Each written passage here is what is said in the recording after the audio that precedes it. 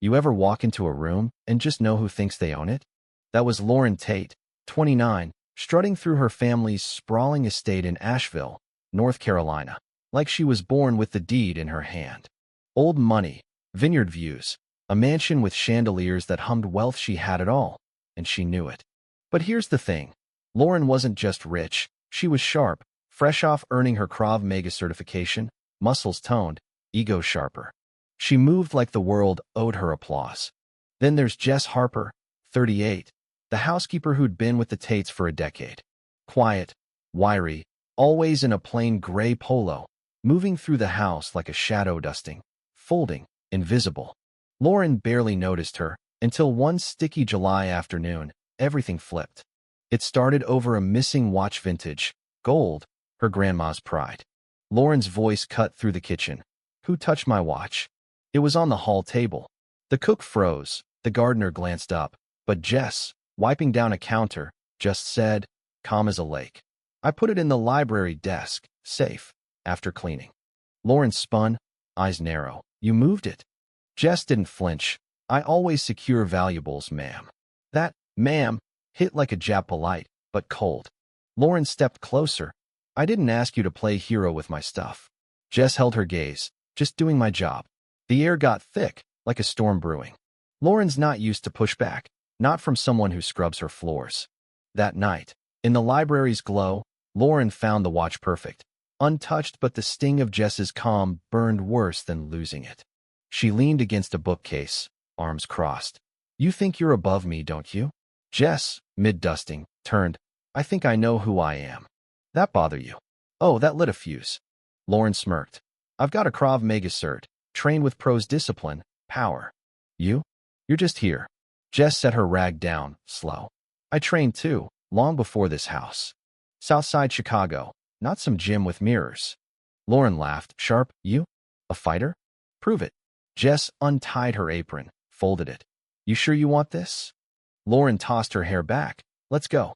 No mats, no ref, just polished oak and heavy silence. Lauren bounced, fists up, all technique. Jess stood still, eyes scanning, like she'd seen worse than a rich girl's tantrum. Lauren threw a quick jab, clean, fast. Jess sidestepped, tapped Lauren's wrist, sharp, like a warning. Lauren blinked. You been practicing? Jess's voice was steady. Don't need to. I lived it. Lauren swung again, a high kick, but Jess ducked, effortless, letting her hit air. You're holding back. Lauren snapped, circling. No, Jess said. I'm waiting for you to mean it. That cut deep. Lauren charged, sloppy now, all fury. Jess caught her arm, twisted, and sent her stumbling into a chair. You think I'm weak because I clean your house? Jess said, not loud, but clear. Strength ain't in your fists, it's in knowing who you are. Lauren froze, chest heaving. Jess didn't gloat, she just stood there, grounded. I took this job to pay for my niece's school, Jess said. You? You're fighting to feel big. Lauren's throat tightened. She'd grown up hearing her dad's voice control the room. Lock your heart away. Now, staring at Jess, she felt small, not because she lost, but because Jess saw her. I thought strength meant no one could touch me, Lauren whispered. Jess leaned against the wall. Strength's what you do when no one's clapping. They sat, silent, the fight draining out of them. Lauren's voice cracked. I'm scared I'm just my dad's shadow. Jess nodded, then step out of it.